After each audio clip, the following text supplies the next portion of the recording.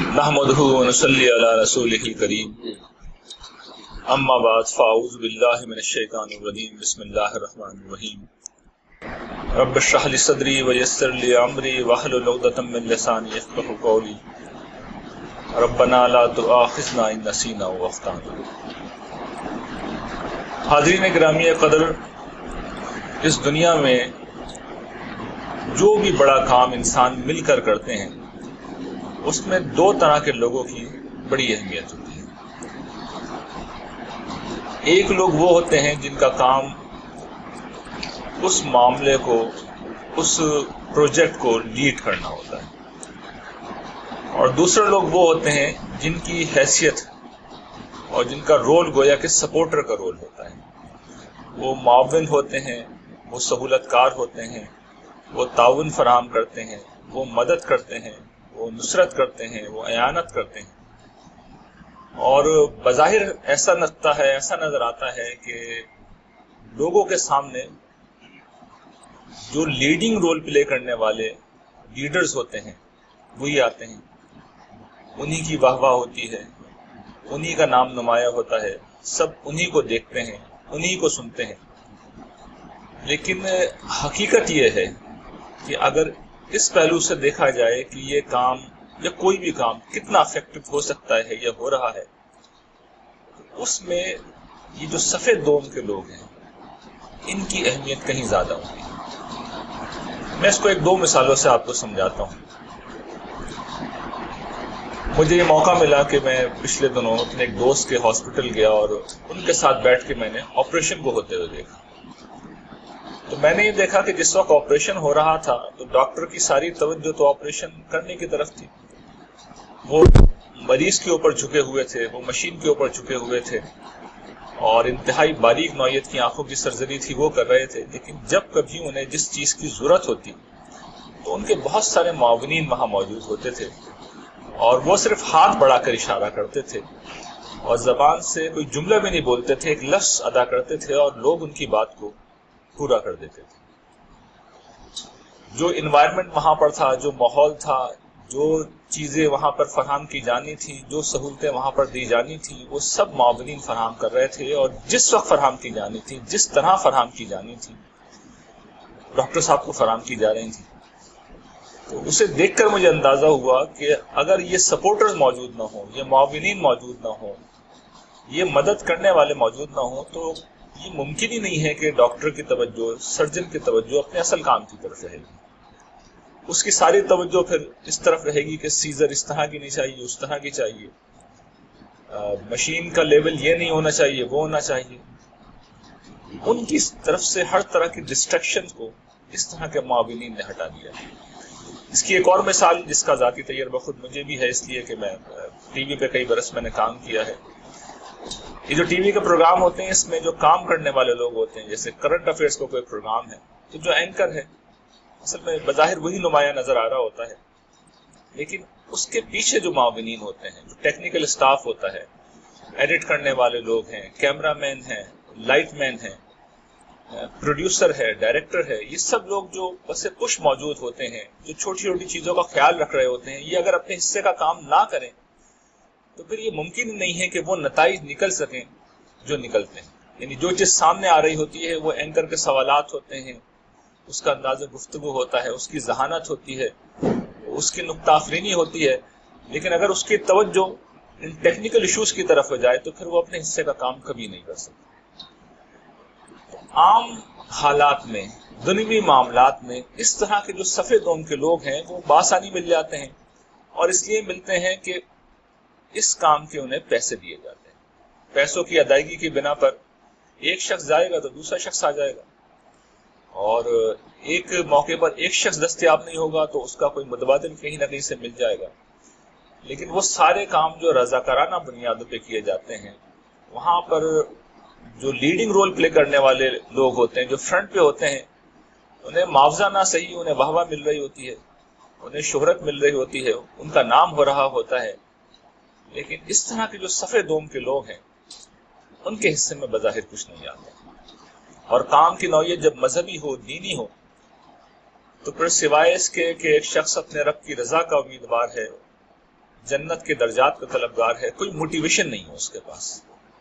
اور اس اعتبار سے دیکھا جائے تو ان لوگوں کا اجر بھی سب سے زیادہ ہے اور سب سے زیادہ محفوظ ہے. محفوظ اس پہلو سے ہے کہ جو پہلے طرح کے لوگ ہیں وہ ہو سکتا ہے ریاکاری کا شکار ہو جائے، ہو سکتا ہے کہ وہ جو ایک جلیل القدر نبی کے الفاظ ہیں کہ اپنا اجر اسی دنیا میں پالیں، واہ واہ کی شکل میں، تعریف کی شکل میں، لوگوں کی مدح سرائی کی شکل میں. لیکن صفے دوم کے لوگوں کے ساتھ چونکہ اس طرح کا کوئی معاملہ ہوتا ہی نہیں ہے تو ان کا اجر خدا کے ہاں بالکل محفوظ ہے.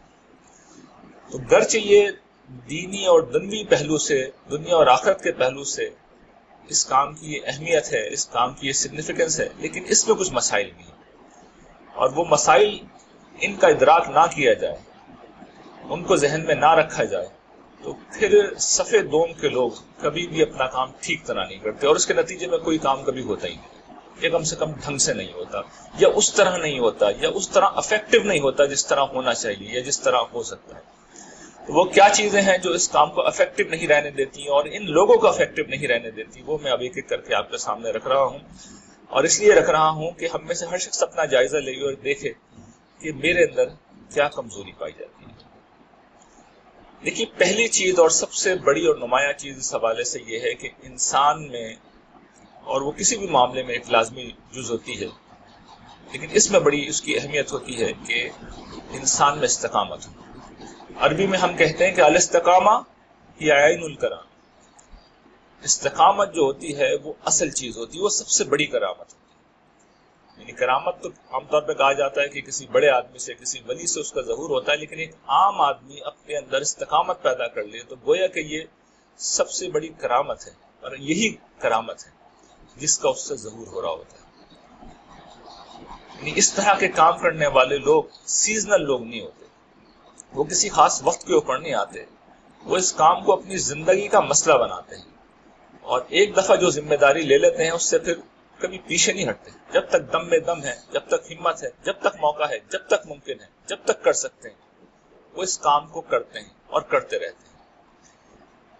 لیکن یہ رویہ انسان کے اندر نہ ہو تو پھر انسان ایک کچی اینٹ ثابت ہوتا ہے، اور کچی اینٹ کے ساتھ کوئی مکان بن نہیں سکتا، کوئی گھر تعمیر نہیں ہو سکتا. اگر کوئی گھر تعمیر ہو جائے گا اور کوئی دیوار اٹھا دی جائے گی اور کوئی مکان بنا لیا جائے گا تو جلد ہی وہ ڈھہ جائے گا، وہ ایک بارش بھی نہیں سہ سکے گا، مصائب و آلام کا ایک ریلا بھی نہیں سہ سکے گا. تو استقامت سب سے پہلی چیز ہوتی ہے. مستقل مزاجی، جس کام میں لگ گئے سو لگ گئے، اور پھر یہ طے کر لیں کہ ہم نے یہاں سے نہیں ہٹنا. تو یہ پہلی چیز ہے جس کو ہمیشہ ذہن میں رکھنا چاہیے. دوسری ایک چیز جو اس کام کی ضرورت ہے اور جو بارہا بدقسمتی سے لوگوں میں نہیں ہوتی، اور اگر ہو جائے تو پھر بہت بڑے مسائل پیدا کر دیتی ہے، وہ یہ کہ انسان، دیکھیے اللہ تعالیٰ نے جس طرح اسے پیدا کیا ہے، عزت نفس انسان کی ایک بڑی ضرورت ہے. لیکن عزت نفس جب آگے بڑھتی ہے تو یہ انانیت میں تبدیل ہو جاتی ہے. انسان یہ چاہتا ہے کہ ہر کام میں اس کی واہ واہ ہو، اس کی بات سنی جائے، اس کو اہمیت دی جائے، اس کا ایک بڑا نمایاں نام ہو، کام ہو. یہ چیزیں فطری ہیں، لیکن جب ایک حد سے بڑھ جائیں تو پھر اس طرح کے کاموں میں یہ چیزیں مسئلہ بن جاتی ہیں. میری بات کیوں نہیں سنی گئی، میرا مشورہ کیوں قبول نہیں کیا گیا، جو بات میں نے کہی تھی اس کو وہ اہمیت کیوں نہیں دی گئی جو میری شخصیت کی بنا پر دی جانی چاہیے. اگر میں کسی طرح کی معاملت عملاً کر رہا ہوں، مالی طور پہ کر رہا ہوں، صلاحیت کے لحاظ سے کر رہا ہوں، تو پھر میری سیر بھی ویسی ہونی چاہیے. نہیں سنی گئی میری بات، پھر تعاون بھی نہیں ملے گا.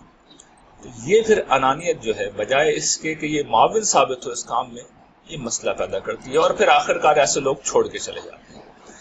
تو اس چیز سے ہمیشہ بچنا چاہیے، اس کا خیال کرنا چاہیے، اس کا لحاظ کرنا چاہیے کہ اگر انا ہے تو یہ کام نہیں ہو سکتا. اس کام کے لیے انکسار ہونا چاہیے، عز ہونا چاہیے. اور خدا کی بارگاہ میں سب سے بڑھ کر جو چیز محبوب ہوتی ہے وہ عز ہوتی ہے، وہ انکسار ہوتا ہے. اس لیے کہ ساری عزت اور ساری بڑائی اور ساری کبریائی تو صرف پروردگار کے لیے ہے. کوئی شخص اگر کوئی کام کر بھی رہا ہے تو وہ خدا کی عنایت ہے، تو اس پر شکر گزار ہونا چاہیے. تو یہ اس کام کا ایک بنیادی وصف ہے. اس انانیت سے ہی پھوٹتی ہوئی ایک اور چیز بھی ہے، اور وہ یہ کہ انسانوں میں شکوے شکایت کی ایک نفسیات پیدا ہو جاتی ہے. یعنی اجتماعی کام جب بھی ہو رہا ہوتا ہے تو دیکھیے یہ ممکن نہیں ہے کہ برتن ساتھ رکھے ہوں اور آپس میں نہ ٹکرائیں اور اس سے آواز پیدا نہ ہو. ہر اجتماعی کام میں یہ ہوتا ہے، اختلاف بھی ہوتا ہے، اختلاف رائے بھی ہوتا ہے، بعض اوقات ترجیحات بھی جدا جدا ہوتی ہیں، بعض اوقات سوچ، خیالات، افکار بھی جدا جدا ہوتے ہیں، بعض اوقات پس منظر، حالات بھی ڈفرینٹ ہوتا ہے، بعض اوقات چیزوں کو دیکھنے کا زاویہ بھی مختلف ہوتا ہے. تو لوگ اپنے اپنے پہلو سے بات کر رہے ہوتے ہیں. یہ بات جب نہیں سنی جاتی، یا یہ کہ بعض اوقات دوسرے لوگوں کو ترجیح دے دی جاتی ہے، بعض اوقات کچھ جونیئر لوگوں کو ترجیح دے دی جاتی ہے، تو پھر انسان میں شکوہ پیدا ہوتا ہے، شکایت پیدا ہوتی ہے. یہ شکوہ شکایت کی نفسیات بھی اس پورے کام کے لیے تباہ کن ہے. اس کام میں اگر آپ دست و بازو بن رہے ہیں اور بنے ہیں، تو پھر اس کو ذہن میں رکھیے گا کہ شکوے کی شکایت کی نفسیات جو ہے یہ چل نہیں سکتی. یعنی آپ نہیں چلیں گے یا کام نہیں چلے گا، دونوں میں سے کوئی ایک چیز بیٹھ جائے گی. تو اس کو بھی ہمیشہ انسان کو اس بارے میں سوچنا چاہیے اور خیال کرنا چاہیے. پھر ایک اور چیز کیا ہے، دیکھیے اس پورے کام کا شیطان بڑا دشمن ہوتا ہے، اور خاص طور پہ کام جب ایمان و اخلاق کا ہو تو شیاطین کے لیے یہ براہ راست خطرہ ہوتا ہے. وہ انسان کی کمزوریوں سے فائدہ اٹھاتے ہیں، اور ان میں سے ایک بڑی اہم کمزوری کیا ہے، اور جو بڑی آسانی سے انسان جس کا شکار ہو جاتے ہیں، وہ یہ کہ انسان ڈسٹریکشن میں مبتلا ہو جاتے ہیں. اس لیے کہ ہم جس دنیا میں رہتے ہیں وہاں پہ ہماری کچھ ذمہ داریاں ہیں، کچھ ضروریات ہیں، کچھ لازمی سرکل ہے جہاں پہ ہم موجود ہوتے ہیں. ہمارا خاندان ہے، ہمارا دفتر ہے، ہمارے احباب ہیں، ہمارے اقربا ہیں، ان لوگوں میں رہتے ہیں، ان لوگوں میں جیتے ہیں، بیوی ہیں، بچے ہیں، ماں باپ ہیں. ان میں سے ہر شخص کے تقاضے ہوتے ہیں، ان میں سے ہر شخص کے مطالبات ہوتے ہیں. پھر انسان کی اپنی دلچسپیاں ہوتی ہیں، اس کے اپنے شوق ہوتے ہیں. یہ سب چیزیں مل کر انسان کو اپنی طرف کھینچ رہی ہوتی ہیں، اپنی طرف بلا رہی ہوتی ہیں، اپنی طرف دعوت دے رہی ہوتی ہیں. تو یہ چیزیں اگر ایک حد سے زیادہ بڑھ جائے تو پھر یہ ڈسٹریکشن پیدا کرتی ہیں، اور اس کے نتیجے میں انسان کے پاس وقت نہیں بچتا، انسان کے پاس اتنا پیسہ ہی نہیں بچتا، انسان کے پاس اتنے مواقع ہی نہیں بچتے کہ وہ اپنی صلاحیت کو، اپنی توانائی کو، اپنے سرمایہ کو خدا کے دین میں لگا سکے. اور میں کہتا ہوں خدا کے دین میں کیا لگانا، یہ اپنی آخرت کا کام ہے. اپنی آخرت کے لیے پھر آپ گویا کہ اس درجے میں نہیں بچا سکیں گے جس درجے میں آپ بچانا چاہتے ہیں، جس درجے میں آپ مقام حاصل کرنا چاہتے ہیں. تو ان ڈسٹریکشن سے بھی انسان کو بچنا چاہیے. اچھا، ایک اور چیز جو ڈسٹریکشن کے علاوہ ہوتی ہے وہ سستی ہوتی ہے. یعنی ایک تو مسئلہ ہم نے بیان کیا نا کہ استقامت نہیں ہوتی لوگوں میں. ایک یہ کہ استقامت تو بہت ہے، لیکن انسان اپنی سستی کی بنا پر، کاہلی کی بنا پر جو کام دیا جا رہا ہے اسے ڈھنگ سے نہیں کر رہا. یعنی آپ جہاں پہ چھوڑیں گے انسان 6 مہینے بعد بھی وہیں مل جائے گا، کہیں نہیں جائے گا، لیکن 6 مہینے تک وہ کچھ کرے گا بھی، اپنی جگہ بیٹھا ہوا ہے. ایسے انسان ریل کے وہ ڈبے ہوتے ہیں کہ جنہیں انجن چاہیے، انجن نہیں ہوگا تو وہ اپنی جگہ سے نہیں ہلیں گے. تو انسان کو اپنی روح کو، اپنے دل کو خود جلانا پڑتا ہے، اس کو خود جھلسانا پڑتا ہے. اس کے بعد پھر وہ انرجی پیدا ہوتی ہے، اس کے بعد پھر وہ روشنی پیدا ہوتی ہے، اس کے بعد پھر وہ توانائی پیدا ہوتی ہے جو انسان کو آگے بڑھاتی ہے. تو اس توانائی کو بھی اپنی زندگی کا حصہ بنا، اور یہ ظاہر ہے کہ اللہ تعالیٰ کے ساتھ گہرے تعلق سے پیدا ہوتی ہے. اور پھر ایک اور چیز اس راہ کی جو بہت بڑی مشکل ہے وہ یہ کہ انسان دیکھیے یہ چاہتے ہیں کہ ان کی چیزوں کی اپریسیشن کی جائے. تو یہ ایک فطری چیز ہے، فطری جذبہ ہے، لیکن یہ آگے بڑھ کے پھر ریاکاری میں ڈھلتا ہے. انسان میں نمود و نمائش کا جذبہ پیدا ہوتا ہے، دکھاوا پیدا ہوتا ہے. تو یہ چیز بڑی خطرناک ہے، اسے شرک اصغر کہا گیا ہے.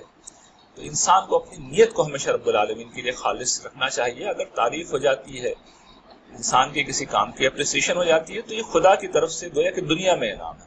کبھی اس کا طلبگار نہیں بننا چاہیے. مل جائے تو اچھی بات ہے، نہیں ملے اس کی کوئی پرواہ نہیں کرنی چاہیے. یہ چند موٹی موٹی اور بنیادی باتیں جو میں نے بہت اختصار کے ساتھ آپ کے سامنے رکھی ہیں، اور ان لوگوں کے سامنے رکھی ہیں جنہوں نے اپنی زندگی کا مقصد یہ بنایا ہے، نصب العین یہ بنایا ہے، ٹارگٹ یہ بنایا ہے، کام یہ بنایا ہے کہ انہیں جنت میں اعلیٰ درجات حاصل کرنے ہیں، اور اس مقصد کے لیے وہ نصرت دین کے کام کے لیے اٹھے ہیں. وہ اپنی اضافی توانائی کو، انرجی کو، پیسے کو، وقت کو خدا کے کام میں لگانا چاہتے ہیں. تو اب آپ لوگ بھی اس کام کا حصہ بن رہے ہیں اور بنے ہیں الحمدللہ. تو میری اس گفتگو کو ہمیشہ اپنے ذہن میں رکھیے گا، بار بار سنتے رہیے گا. اللہ کی رحمت سے امید ہے کہ اگر یہ چیزیں آپ کے ذہن میں رہیں گی تو پھر انشاءاللہ کبھی بھی آپ اس کام کو نہیں چھوڑیں گے اور ہمیشہ اس کام میں لگے رہیں گے. کیونکہ دیکھیے زندگی میں اپس ڈاؤن آتے ہیں. ایسا ہوتا ہے کہ انسان کے حالات بعض اوقات اس کو فیور نہیں کر رہے ہوتے، سپورٹ نہیں کر رہے ہوتے. تو کبھی عارضی وقفہ بھی آ جائے تو اس وقفے کو بس وقفہ سمجھیے. ان میں سے کبھی کوئی کمزوری پیدا ہو جائے تو اس کمزوری کو بس ایک عارضی کمزوری سمجھیے اور اٹھا کے پھینک دیجیے. کبھی کچھ تاخیر ہو جائے، کبھی کچھ ڈیلے ہو جائے، کبھی کچھ عرصے کے لیے دور ہو جائیں، تو ان چیزوں کا مسئلہ بنائے بغیر پوری قوت کے ساتھ لوٹیں. اس لیے کہ یہ سفر اسی طرح طے ہوتا ہے. انسان کو اپنے عارضی مسائل کو مستقل مسئلہ نہیں بنانا چاہیے. وآخر دعوانا ان الحمد للہ رب العالمین.